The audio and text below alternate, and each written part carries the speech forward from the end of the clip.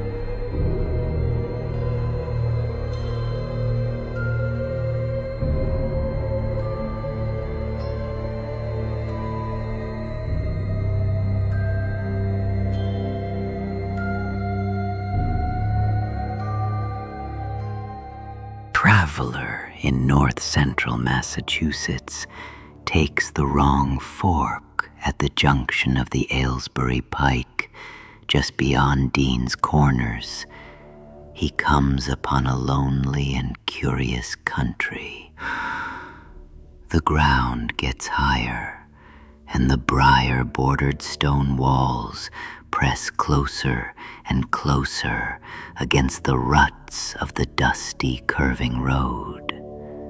The trees of the frequent forest belt seem too large, and the wild weeds, brambles, and grasses attain a luxuriance not often found in settled regions. At the same time, the planted fields appear singularly few and barren, while the sparsely scattered houses wear a surprisingly uniform aspect of age, squalor, and dilapidation.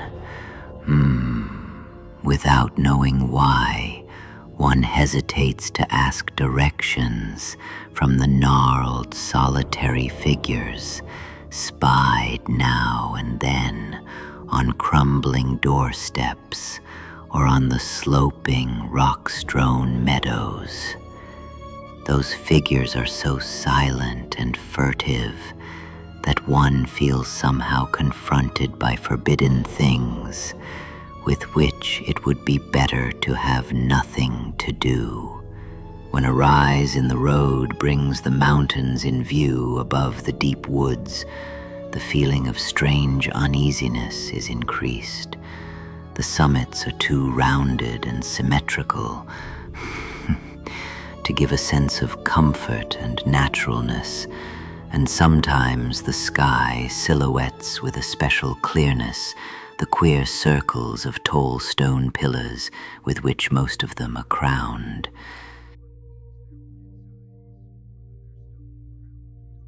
Gorges and ravines of problematical depth intersect the way, and the crude wooden bridges always seem of dubious safety.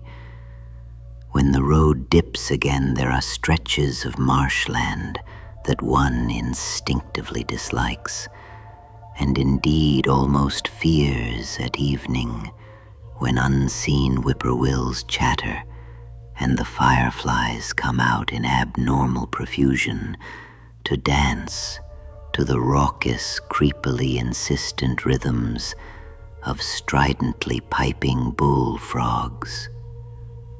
The thin, shining line of the Miskatonic's upper reaches has an oddly serpent-like suggestion as it winds close to the feet of the domed hills among which it rises. As the hills draw nearer, one heeds their wooded sides more than their stone-crowned tops. Those sides loom up so darkly and precipitously that one wishes they would keep their distance, but there is no road by which to escape them. Across a covered bridge one sees a small village huddled between the stream and the vertical slope of Round Mountain, and wonders at the cluster of rotting gambrel roofs bespeaking an earlier architectural period than that of the neighboring region. It is not reassuring to see, on a closer glance, that most of the houses are deserted and falling to ruin, and that the broken steepled church now harbors the one slovenly mercantile establishment of the hamlet. One dreads to trust the tenebrous tunnel of the bridge, yet there is no way to avoid it. Once across, it is hard to prevent the impression of a faint, malign odor about the village street, as of the massed mold and decay of centuries. It is always a relief to get clear of the place and to follow the narrow road around the base of the hills and across the level country beyond till it rejoins the Aylesbury Pike.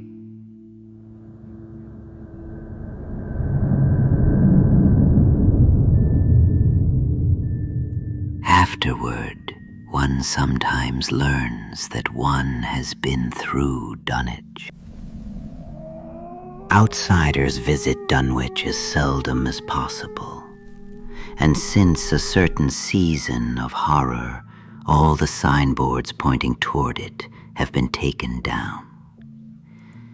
The scenery, judged by any ordinary aesthetic canon, is more than commonly beautiful. Yet there is no influx of artists or summer tourists. 2 centuries ago, when talk of witch blood, Satan worship, and strange forest presences was not laughed at, it was the custom to give reasons for avoiding the locality. In our sensible age, since the Dunwich horror of 1928 was hushed up by those who had the town's and the world's welfare at heart, people shun it without knowing exactly why. Perhaps one reason, though it cannot apply to uninformed strangers, is that the natives are now repellently decadent, having gone far along that path of retrogression so common in many New England backwaters. They have come to form a race by themselves, with the well-defined mental and physical stigmata of degeneracy and inbreeding.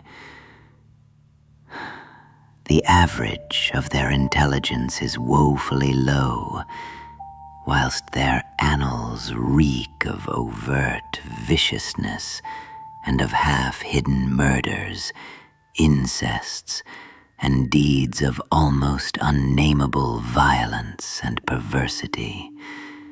The old gentry, representing the 2 or 3 armigerous families which came from Salem in 1692, have kept somewhat above the general level of decay, though many branches are sunk into the sordid populace so deeply that only their names remain as a key to the origin they disgrace.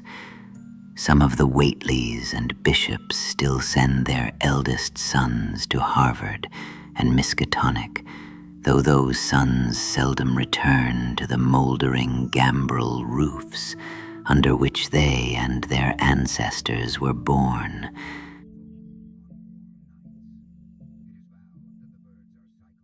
No one, even those who have the facts concerning the recent horror, can say just what is the matter with Dunwich.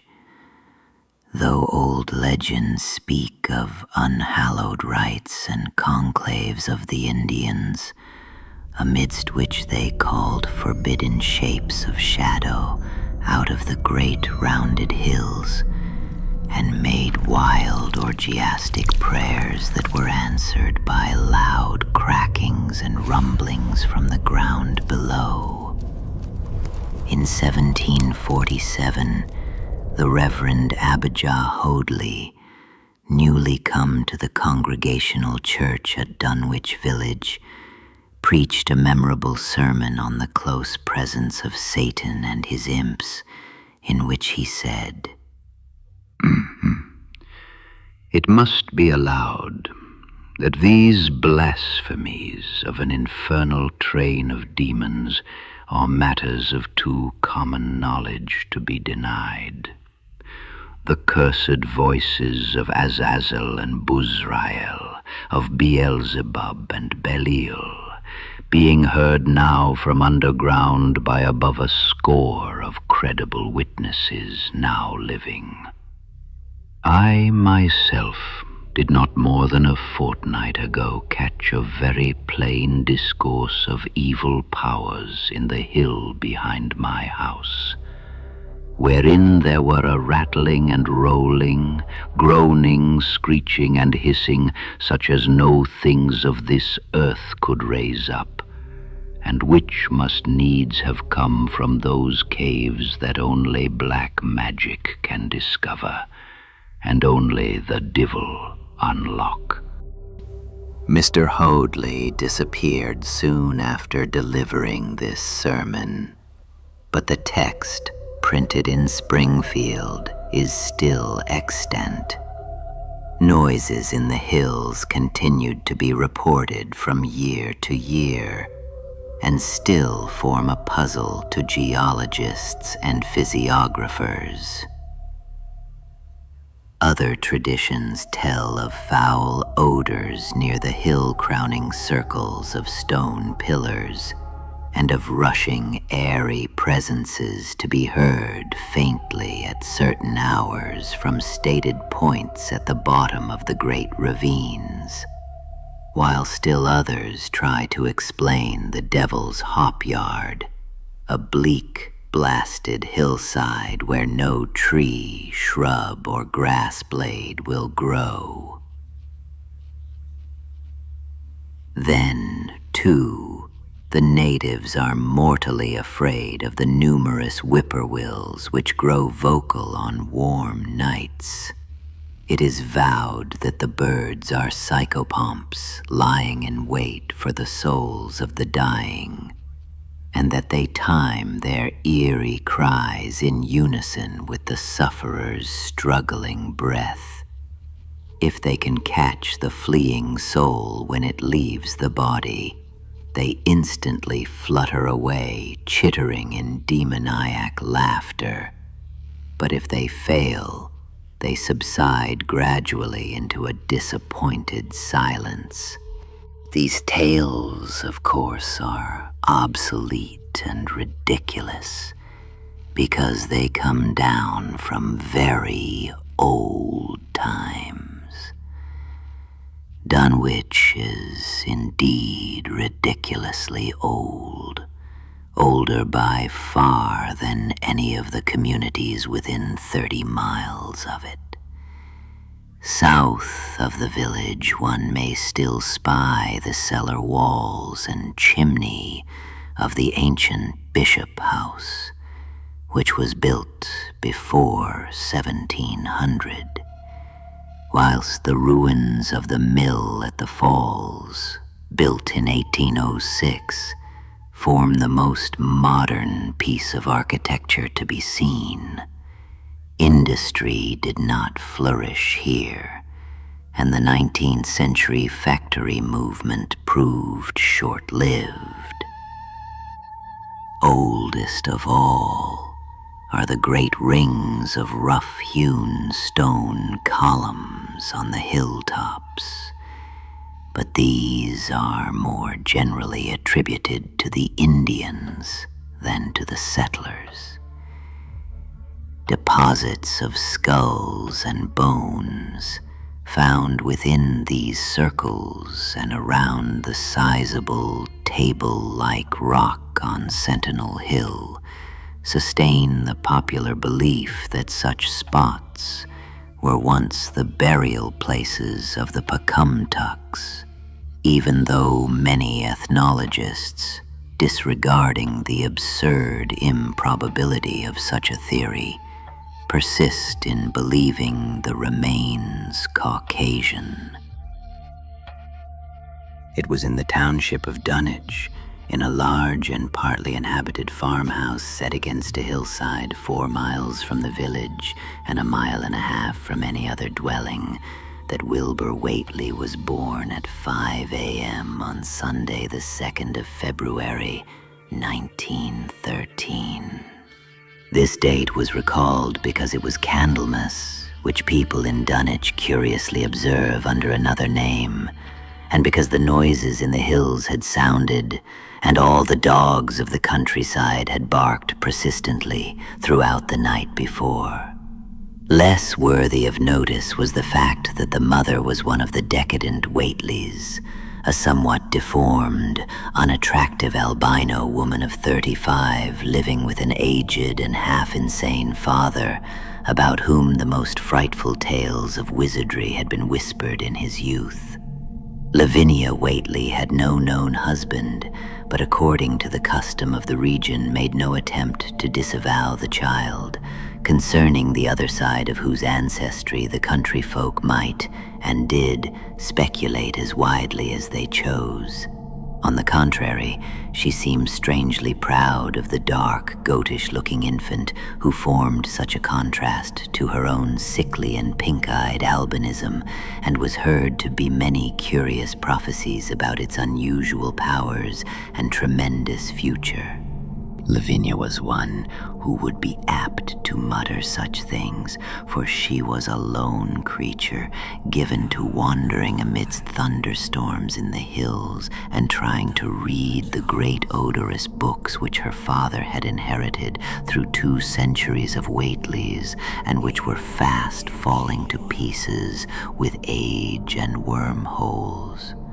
She had never been to school, but was filled with disjointed scraps of ancient lore that old Whateley had taught her.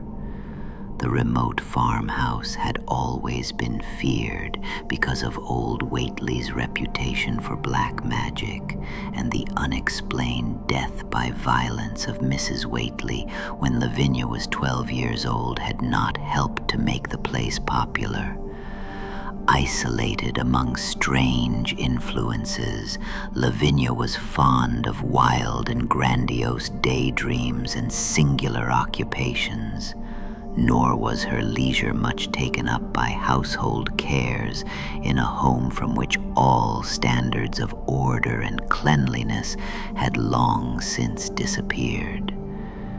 There was a hideous screaming which echoed above even the hill noises and the dogs barking on the night Wilbur was born, but no known doctor or midwife presided at his coming. Neighbors knew nothing of him till a week afterward, when old Whateley drove his sleigh through the snow into Dunwich village and discoursed to the group of loungers at Osborne's general store. There seemed to be a change in the old man, an added element of furtiveness in the clouded brain which subtly transformed him from an object to a subject of fear, though he was not one to be perturbed by any common family event. Amidst it all, he showed some trace of the pride later noticed in his daughter, and what he said of the child's paternity was remembered by many of his hearers years afterward. I don't care what folks think. If Lavinia's boy looked like his pa, he wouldn't look like nothing ye expect. You needn't think the only folks is the folks hereabouts. Lavinia's read some and has seed some things the most of ye only tell about. I calculate her man is as good a husband as ye can find this side of Aylesbury, and if ye knowed as much about the hills as I do, ye wouldn't ask no better church wedding nor hern. Let me tell ye, son, someday you folks'll hear a child of Lavinia's a-calling its father's name on the top of Sentinel Hill.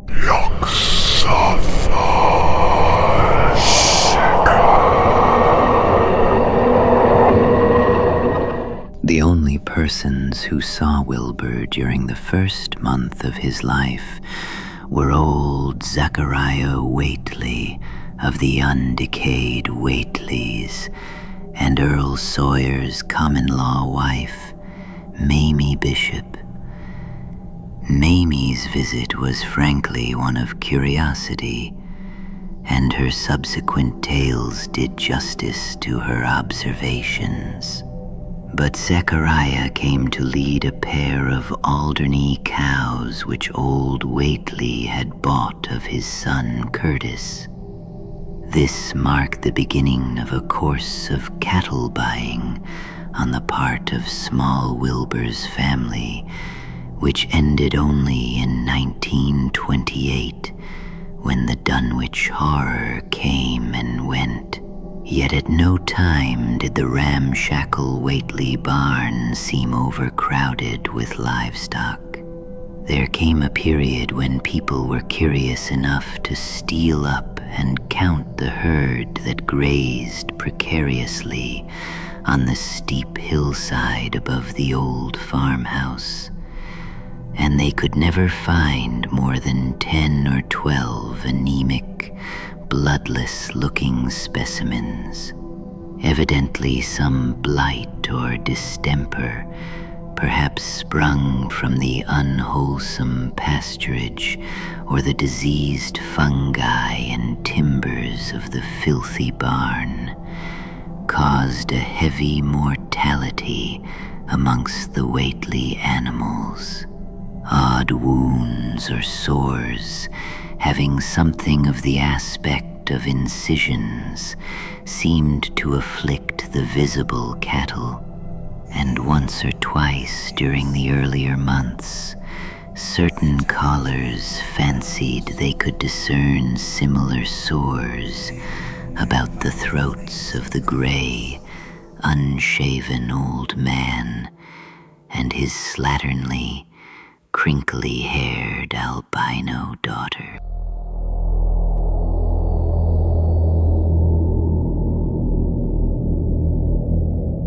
In the spring after Wilbur's birth, Lavinia resumed her customary rambles in the hills, bearing in her misproportioned arms the swarthy child. public interest in the Whateleys subsided after most of the country folk had seen the baby, and no one bothered to comment on the swift development which that newcomer seemed every day to exhibit. Wilbur's growth was, indeed, phenomenal, for within 3 months of his birth, he had attained a size and muscular power not usually found in infants under a full year of age. His motions and even his vocal sounds showed a restraint and deliberateness highly peculiar in an infant, and no one was really unprepared when at 7 months he began to walk unassisted, with falterings which another month was sufficient to remove. Estimated it was somewhat after this time, on Halloween, that a great blaze was seen at midnight on the top of Sentinel Hill, where the old table-like stone stands amidst its tumulus of ancient bones. Considerable talk was started when Silas Bishop of the Undecayed Bishops mentioned having seen the boy running sturdily up that hill ahead of his mother about an hour before the blaze was remarked. Silas was rounding up a stray heifer, but he nearly forgot his mission when he fleetingly spied the 2 figures in the dim light of his lantern.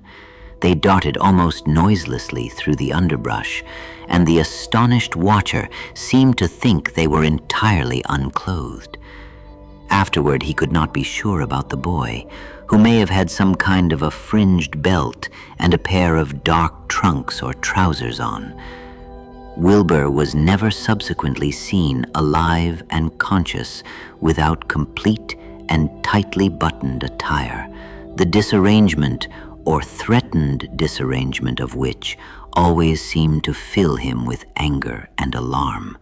His contrast with his squalid mother and grandfather in this respect was thought very notable until the horror of 1928 suggested the most valid of reasons. Next January, gossips were mildly interested in the fact that Lavinia's black brat had commenced to talk, and at the age of only 11 months. His speech was somewhat remarkable both because of its difference from the ordinary accents of the region and because it displayed a freedom from infantile lisping of which many children of 3 or 4 might well be proud. The boy was not talkative, yet when he spoke, he seemed to reflect some elusive element wholly unpossessed by Dunwich and its denizens. The strangeness did not reside in what he said, or even in the simple idioms he used, but seemed vaguely linked with his intonation or with the internal organs that produced the spoken sounds.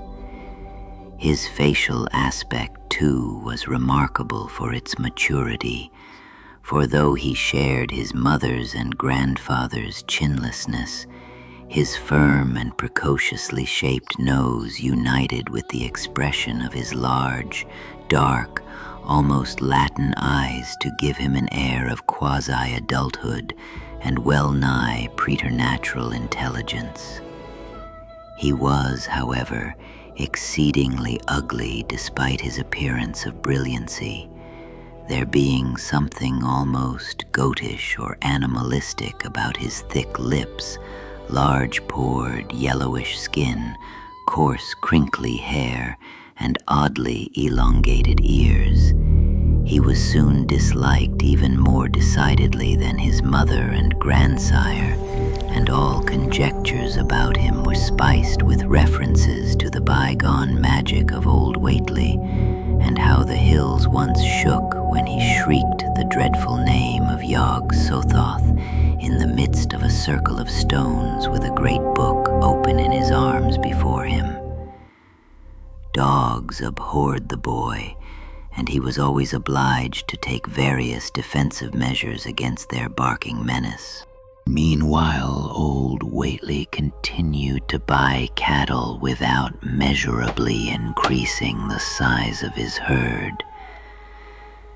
He also cut timber and began to repair the unused parts of his house, a spacious, peaked-roofed affair whose rear end was buried entirely in the rocky hillside, and whose 3 least ruined ground-floor rooms had always been sufficient for himself and his daughter.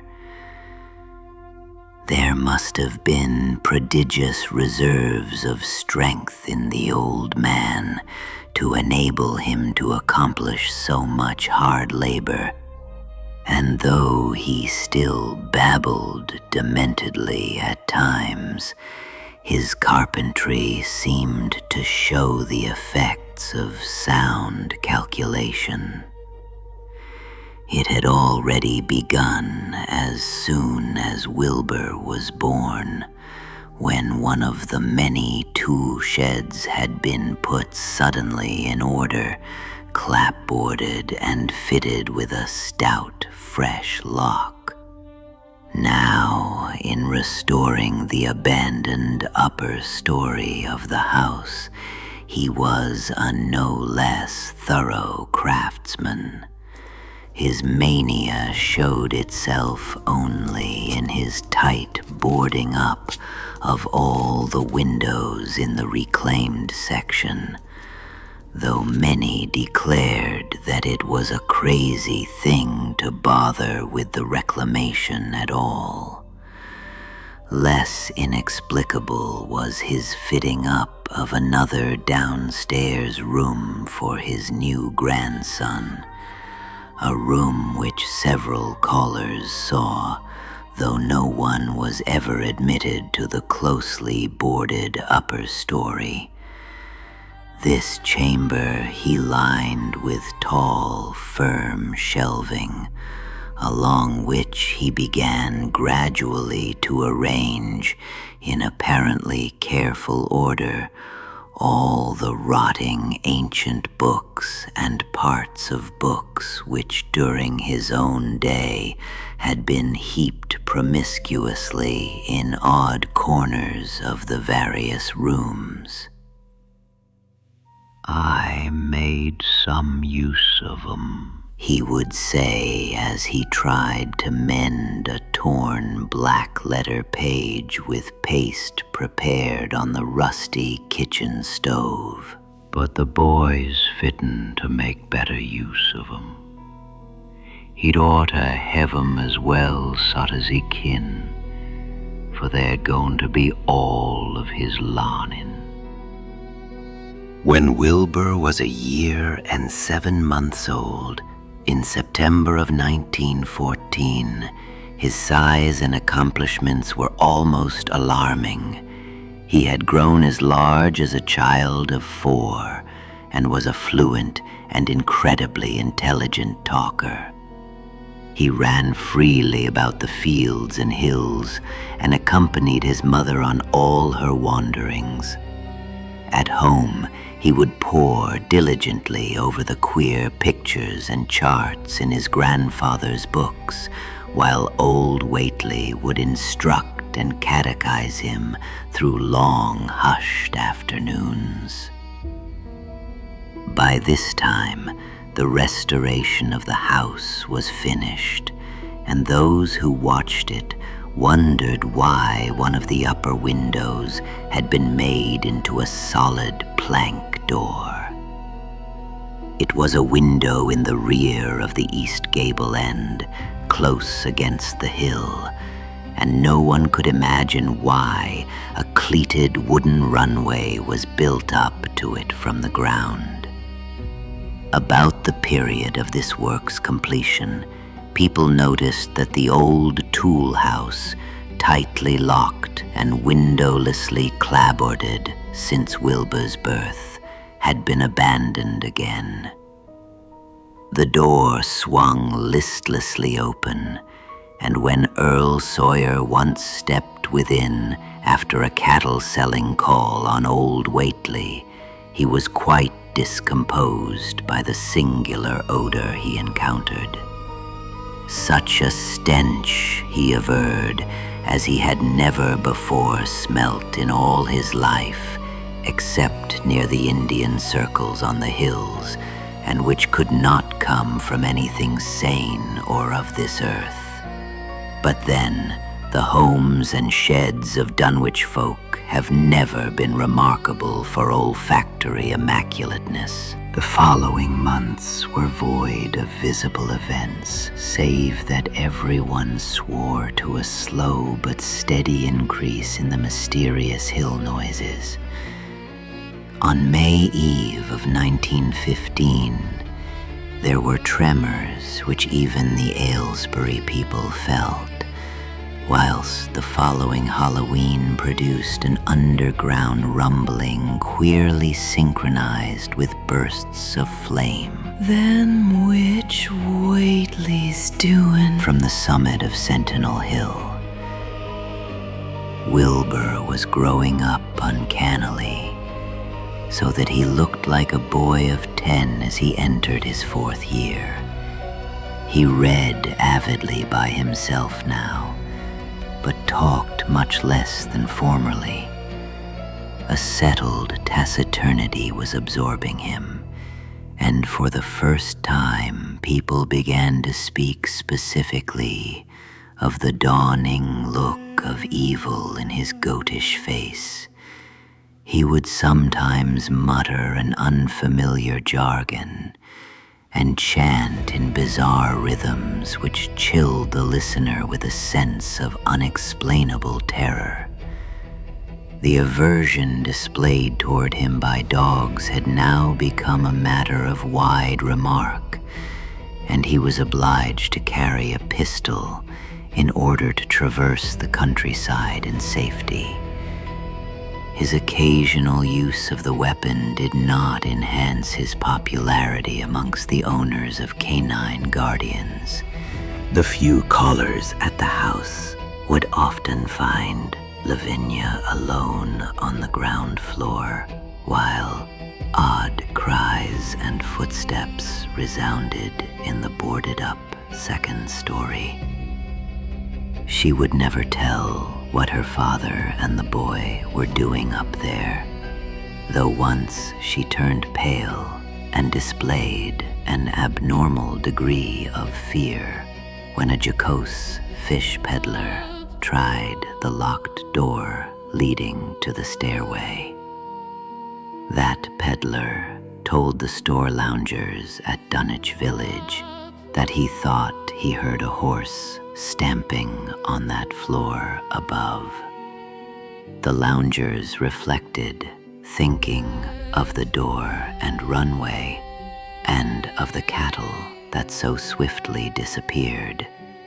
Then they shuddered as they recalled tales of old Whateley's youth and of the strange things that are called out of the earth when a bullock is sacrificed at the proper time to certain heathen gods. It had for some time been noticed that dogs had begun to hate and fear the whole Whateley place as violently as they hated and feared young Wilbur personally. In 1917 the war came, and Squire Sawyer Whateley, as chairman of the local draft board, had hard work finding a quota of young Dunwich men fit even to be sent to a development camp. The government, alarmed at such signs of wholesale regional decadence, sent several officers and medical experts to investigate, conducting a survey which New England newspaper readers may still recall. It was the publicity attending this investigation which set reporters on the track of the Whateleys and caused the Boston Globe and Arkham Advertiser to print flamboyant Sunday stories of young Wilbur's precociousness, old Whateley's black magic, the shelves of strange books, the sealed second story of the ancient farmhouse, and the weirdness of the whole region and its hill noises. Wilbur was 4.5 then, and looked like a lad of 15. His lips and cheeks were fuzzy with a coarse dark down, and his voice had begun to break. Earl Sawyer went out to the Whateley place with both sets of reporters and cameramen, and called their attention to the queer stench which now seemed to trickle down from the sealed upper spaces. It was, he said, exactly like a smell he had found in the tool shed abandoned when the house was finally repaired, and like the faint odors which he sometimes thought he caught near the stone circles on the mountains. Dunwich folk read the stories when they appeared, and grinned over the obvious mistakes. They wondered, too, why the writers made so much of the fact that old Whateley always paid for his cattle in gold pieces of extremely ancient date. The Whateleys had received their visitors with ill-concealed distaste, though they did not dare court further publicity by a violent resistance or refusal to talk.